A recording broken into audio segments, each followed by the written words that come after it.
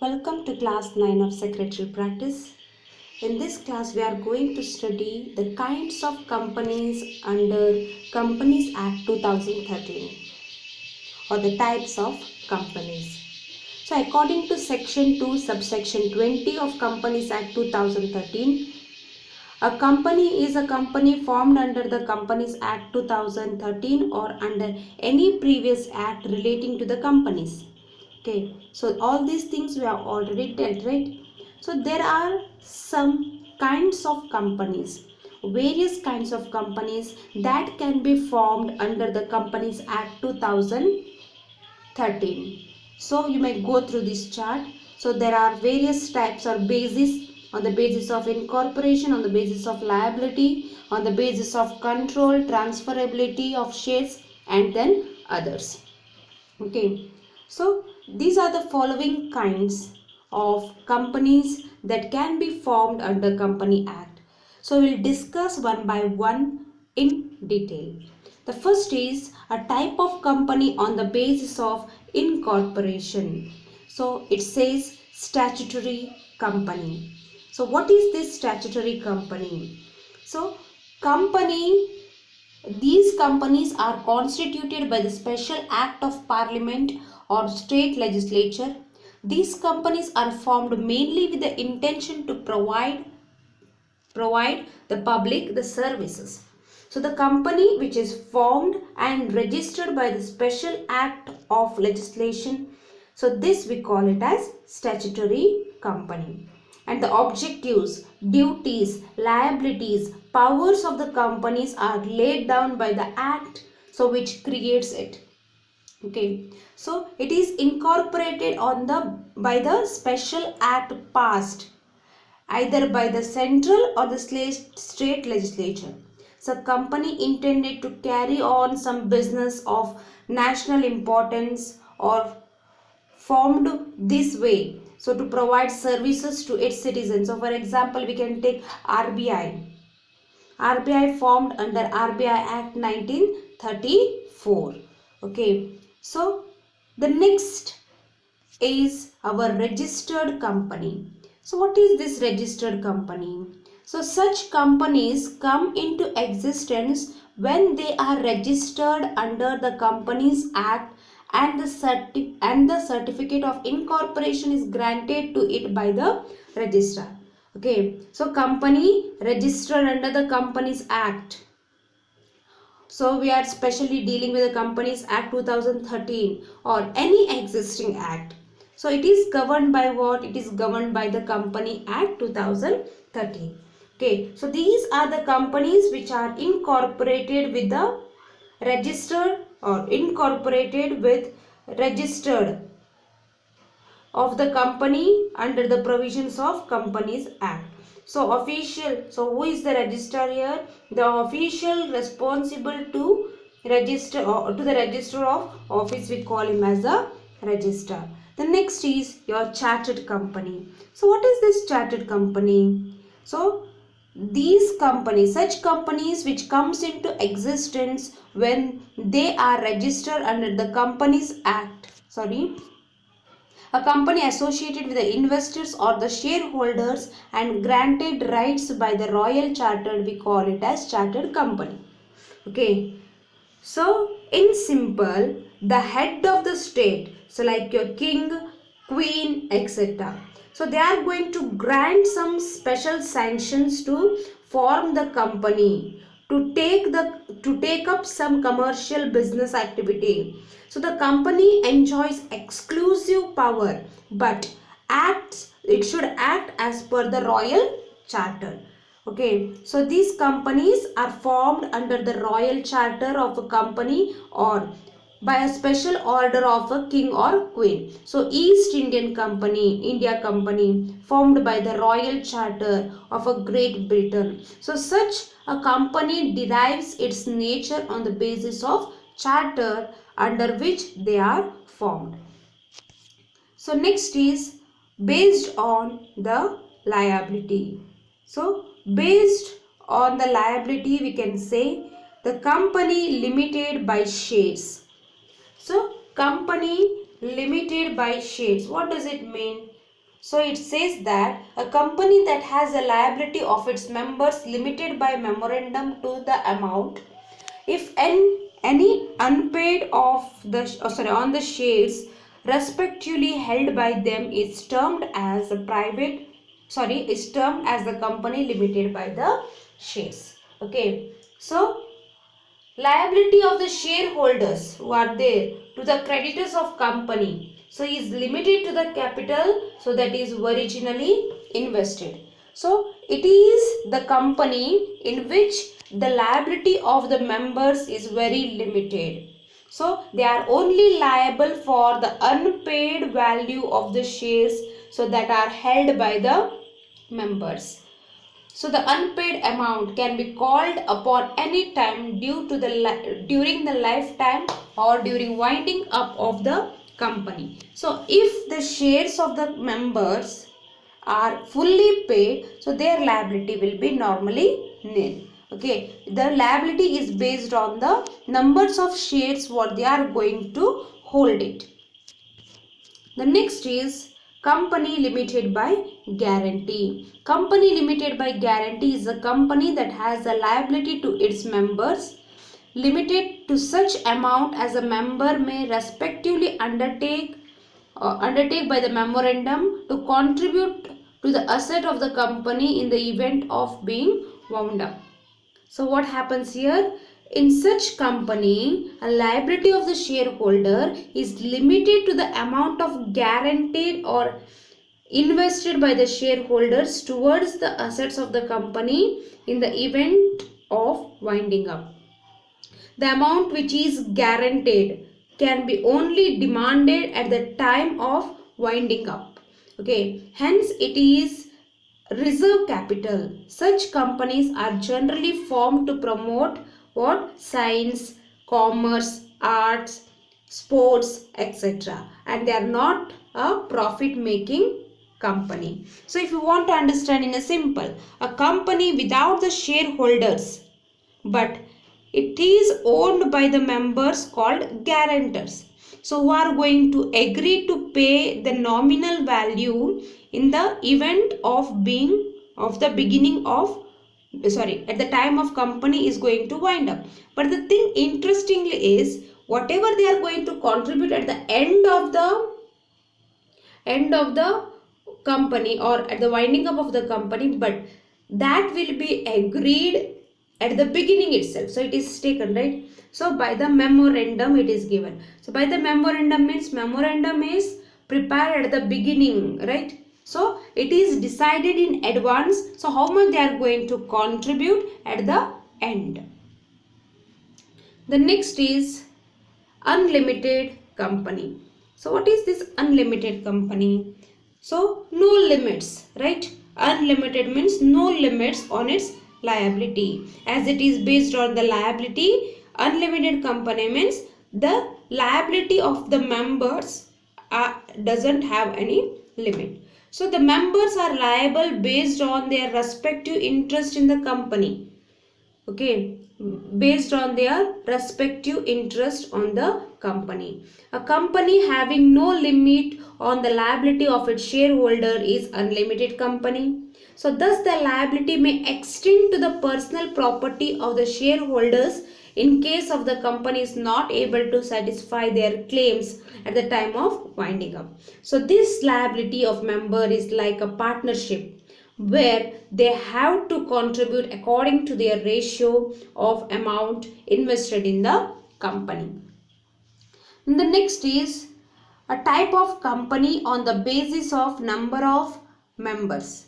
Okay, a type of company based on the number of members, or we can say transferability of shares. Okay, so the first is your public company. So what is this public company? So public company is a company, we can define it as according to section 2 subsection 71 of Companies Act 2013, a company so which has minimum paid capital of rupees 5 lakh and which is not a private company, we call it as a public company, right? So what does it does? It is going to issue the securities through initial public offering and trading and trades its stocks at least in one stock exchange, which means it participates both in primary market and also in the secondary market. So public company, it doesn't have restriction in transferability of its shares. So there should be at least 7 members to require or which are required to form a public company. So there is no restrictions on the number of members, or there should be at least 3 directors and the name should end with limited. So it can accept the public deposit, invite the public for the subscription of their shares and debentures. So the private company, which is a subsidiary of public company, is also considered as public company under this act. Okay, so if there is any private company which is a subsidiary of public company, so even then the private company is being considered as a public company. The next is private company. So what is this private company mean? So private company, the term private company has been defined under section 2 subsection 68 of Companies Act 2013. A private company means a company which has a minimum paid up capital of rupees 1 lakh and which provides the following restrictions through its articles of association and memorandum. So the company's shares are not traded in the stock exchange. Okay, so it has restriction or it restricts the transfer of share by its members. So the limited or limits the maximum number of members to 50. It prohibits the invitation or accepts the public deposits. It prohibits to accept the public deposits. It prohibits to invite or invitation to the public for the debentures of the company. So it enjoys special privilege or advantage, that is, it can be started with only 2 members. It is not required to prepare the prospectus as it is not going for public subscription, and it can start its operation immediately after getting incorporation certificate. Whereas public company, we should get the certificate of commencement of business to start the business. But here private company can start their business directly after getting your certificate of incorporation. Okay. So then the next is government company. So what is this government company mean? So government company is nothing but a company that holds not less than 51% of share capital. So the shares will be held either by the state government and the central government, or privately, or by both jointly. Okay. So the next is on the basis of control. So that is your holding company. So holding company, what do you mean by a holding company? The one company which holds the another company, we call it as holding company, right? So which company holds the another company, or we can say it's also called as a parent company. So which company has a control over another company is called as holding company.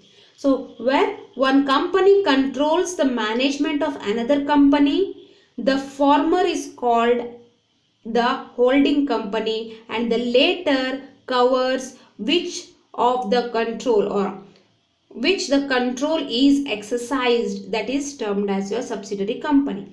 Subsidiary company is called as daughter company. Okay, so which is controlled by the holding company. So a company shall deemed to be holding company of another if that other is subsidiary. So when it takes a name of holding company, only when it has a subsidiary company. The company shall be deemed to be subsidiary company only when it is or only deemed to be a subsidiary company of another company if the another company is going to control the composition of its board of directors, if they are going to hold more than half of the nominal value of equity shares, if they are, it is a subsidiary of another company which is another company subsidiary. Okay, so it is subsidiary of another company which is another company's subsidiary. So if it holds more than 50% of total voting rights of the company, it will be called as your holding company. So then the next is others. So like your foreign company. What is this foreign company? Foreign company is a company incorporated outside India, so which is established its business operations within India under the Companies Act 2013. So within 30 days of its establishment, it has to furnish important documents to the register as per section 380. So what they have to submit or furnish, which are the documents? One is the certificate copy of statute of company, memorandum and articles of associations of company, address of their registered office, list of directors and secretary, the full address of the principal place of the business in India, name, address and authorized person to do the business on behalf of the company in India. So then what is domestic company? If there is foreign company, there should be domestic company also, right? So the company which is based on the Indian registered under Companies Act 2013, so the head office of its business operations are conducted within country. So it is either be private or public. So when it is operating within India, so we call it as domestic company. The next is one man company. What is this one man company? Company in which one person holds the entire share of the company, right? So is it possible? So we say if it is public company, we should have 7 members. If it is private company, we should have 2 members. So is it possible for one person to hold the entire shares? So it says, which means a company which has only one member, or in simple we can say a one person holds the entire share capital of the company. So here he takes few others to fulfill the statutory requirement. So what is the statutory requirement? Suppose it is a public company, you should have at least 7 members. If it is a private company, you should have at least 2 members. Okay, so that is, and these 2 member and 7 member which you are going to take just for the fulfilling the statutory requirements, so they are called as dummies. Okay, so what happens here? Where one person holds practically the whole of the share capital of company and is going to take few other dummy, or we can say spelling is dummy, so it's left to you how we are going to pronounce, simply to meet the statutory requirements of the minimum number person. So such a company is called as one man company. In such company, the principal shareholder is a virtual owner running the business with limited liability, and other members may be having just a one share. Okay, the next is company not for profit or association not for profit. So the company is just formed to promote the art, science. So all these things we call it as association not for profit. So this company must obtain the license from the central government before they are going to get it registered. Okay, so they are limited liability, but are not required to use the word limited or private which or with their names. Okay, so here what happens, they are formed to promote the art, science, commerce, sports, etc.